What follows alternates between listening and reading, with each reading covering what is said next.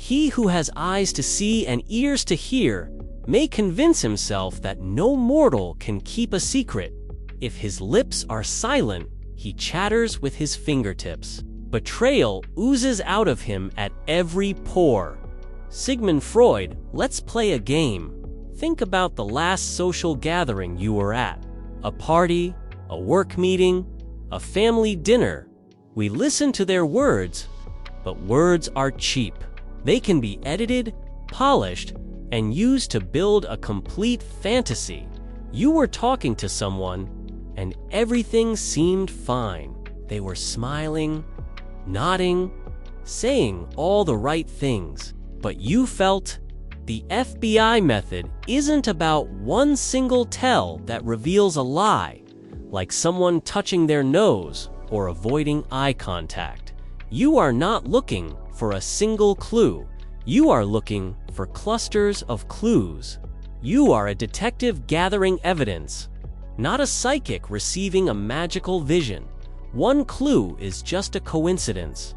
2 clues are interesting. 3 or more clues in a cluster, you have a case. If it were that easy, we'd all be human lie detectors. A weird gut feeling that what you were seeing wasn't the full story. You walked away thinking, I have no idea what that person was really thinking. This feeling is universal.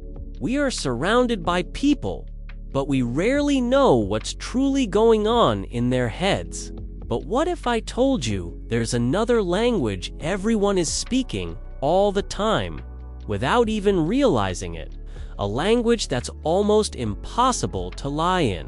What if I told you that former FBI agents, interrogators, and behavioral experts use a simple method to read this secret language, allowing them to understand a person's true feelings in seconds? This isn't about magic or mind reading. It's a trainable skill based on decades of real-world observation. And today, you're going to learn the basics of this FBI method. You're going to learn how to stop just hearing what people are saying and start seeing what they are truly feeling. Lesson 1. The Golden Rule. You're a detective, not a mind reader. Let's say you're talking to your friend Bob about his new job, and he crosses his arms. The old you might think, aha, he's being defensive. He hates his job. But in reality, Bob might be cold, or his chair might not have armrests, or maybe that's just how he likes to sit. First things first, let's get rid of the Hollywood myth. You're not going to become Sherlock Holmes overnight. In fact, focusing on one single gesture is the #1 mistake amateurs make. The first and most important rule is this: a single gesture means nothing. So, if Bob crosses his arms and he starts to lean away from you and his feet start pointing toward the door, okay, detective, the evidence now suggests a pattern of discomfort. The cluster of behaviors is telling a story. You're not judging. You're just collecting data. This shift from mind reader to detective is what separates the amateur from the pro. Forget about finding one magic trick. Your new job is to become a patient, calm observer, looking for patterns and clusters of behavior. Notice how people stand, where they put their hands, how they listen. Don't try to interpret anything yet.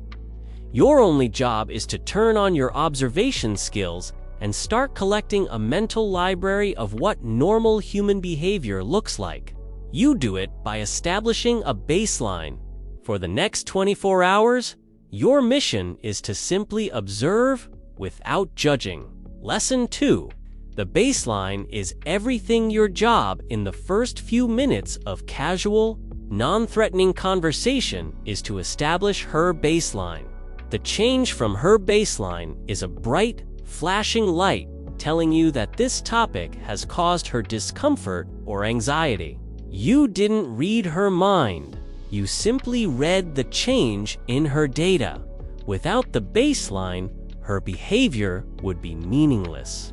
With it, it's a vital piece of intelligence. How does she normally sit? Does she talk with her hands a lot? Is she naturally fidgety? For the first 2 minutes, ask easy, green light questions and just observe. Don't interpret, just catalog. What is their normal? Does she make a lot of eye contact? Or is she naturally a bit shy? You're just observing her normal. Before you can read them, you have to watch them on a normal Tuesday. So, how do you know when a behavior is significant? How do you tell the difference between a nervous habit and a meaningful clue? How was your weekend? Did you find the office okay? While she answers, you are calmly cataloging her normal behavior. Imagine you're a security guard watching a bank of monitors. You need to know what the screens look like on a normal, boring Tuesday afternoon. That's your baseline. Only when you know what normal looks like can you instantly spot when something is abnormal, a sudden flash, a person where they shouldn't be. Every person has their own unique baseline of behavior. Suddenly, you see a change. Sarah, who was talking with her hands freely, now has them clasped tightly in her lap. Her blink rate, which was normal, has suddenly increased. Her feet, which were relaxed, are now hooked around the legs of her chair.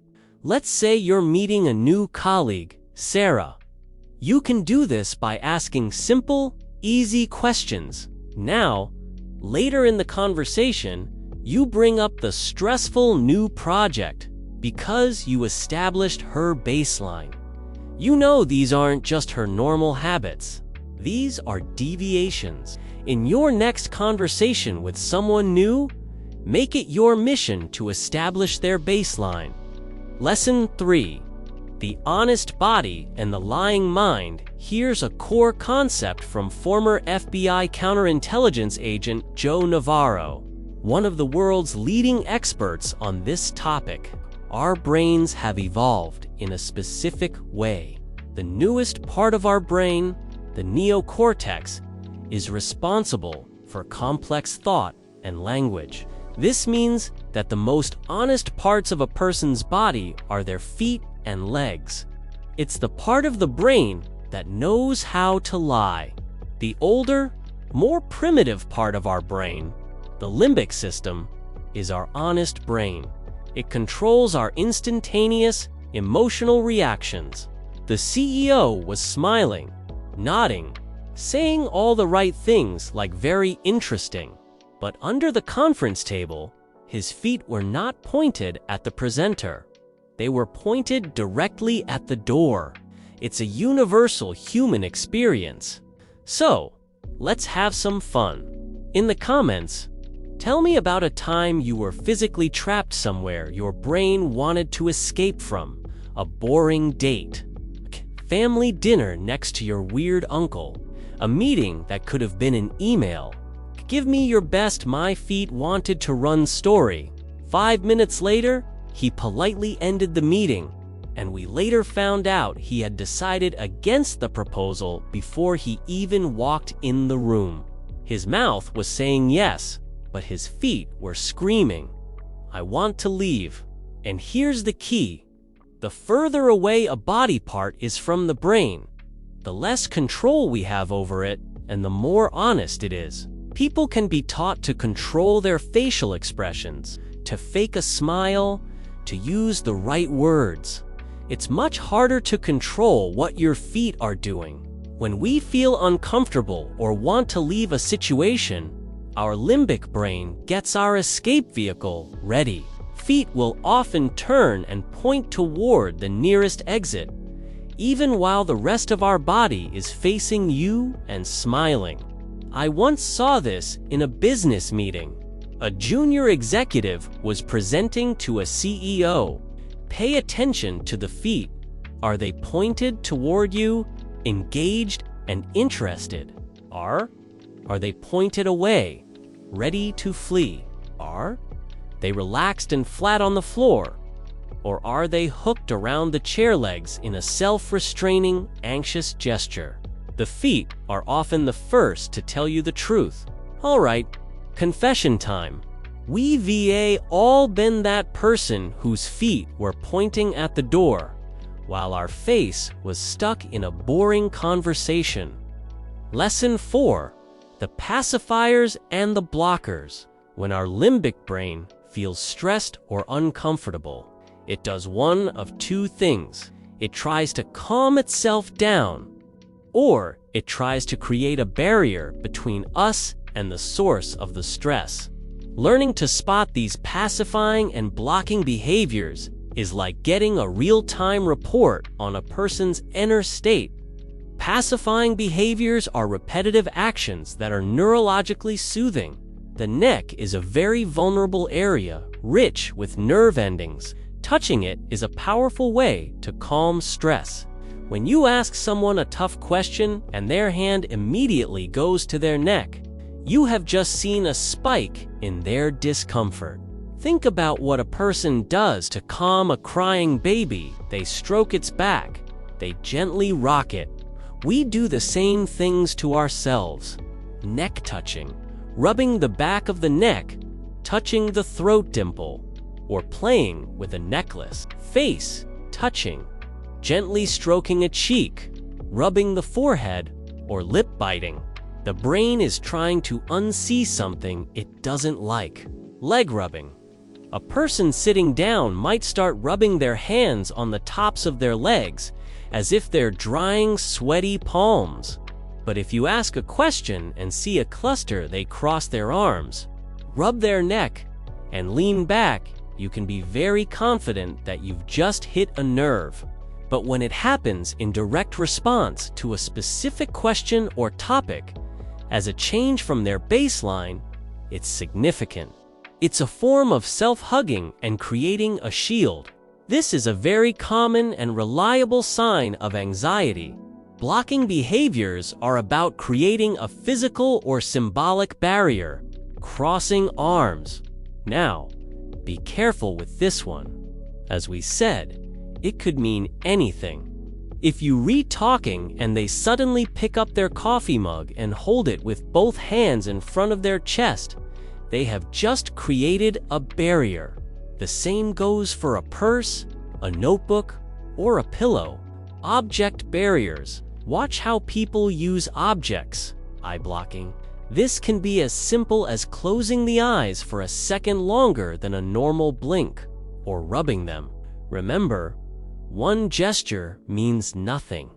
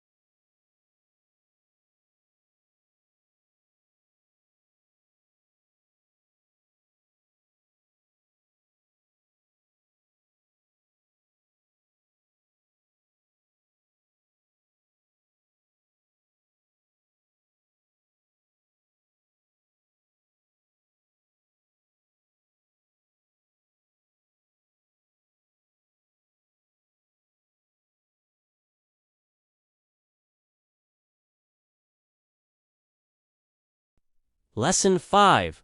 Comfort versus discomfort. The only question that matters if you forget everything else, remember this. Your primary job as an observer is not to figure out if someone is lying. That's too complex and prone to error. Your only job is to answer one simple question. Is this person displaying signs of comfort or discomfort? That's it. That is the entire game. Comfort signals are signs of contentment and a lack of threat. They include genuine smiles that involve the eyes, open body language, leaning in, mirroring your posture, and relaxed muscles. When you see comfort, it means the person feels at ease with you and the topic of conversation. Discomfort signals are signs that something is wrong. The limbic brain is reacting to a threat. When you see a cluster of discomfort signals appear, that's your cue to ask better questions. It starts by understanding that most people are broadcasting their true feelings all the time, just not with their words. You know that the feet are the most honest part of the body. You know how to spot the pacifying and blocking behaviors that signal discomfort. And most importantly, you know your only job is to distinguish between comfort and discomfort and then get curious. That's your cue to dig a little deeper, to change the subject and see if the discomfort vanishes. Or to simply make a mental note that this particular topic is a source of stress for them. By focusing on comfort versus discomfort, you stay in the role of the objective detective and out of the dangerous role of the amateur mind reader. You'll be amazed at the secret language you can now understand. These signals include all the things we've talked about: fidgeting, blocking, pacifying behaviors, feet pointing away, a strained facial expression. Notice, I didn't say these are lying signals. They are discomfort signals. And that discomfort could be caused by many things. Yes, it could be the stress of trying to maintain a lie. But it could also be that you've made them feel insecure, that you've touched on a sensitive topic, or that they are simply nervous in general. Your job isn't to jump to a conclusion. It's to get curious. So, if you enjoyed this little lesson in applied spycraft for everyday life, and you want to learn more ways to be a calm, powerful observer, go ahead and hit that subscribe button. It's the most comfortable, non-threatening gesture you can make. And of course, tell me what you want to decode next. What's a human behavior that has always baffled you? Drop your ideas in the comments. This channel runs on your curiosity, so let me know what you want to investigate together. The ability to read people is not a superpower. It's a skill built on patient observation. You now have the basic framework. You know to look for clusters, not single clues. You know the vital importance of establishing a baseline. So, go out into the world, but this time, don't just listen. See? Observe. Be the calm detective in the room.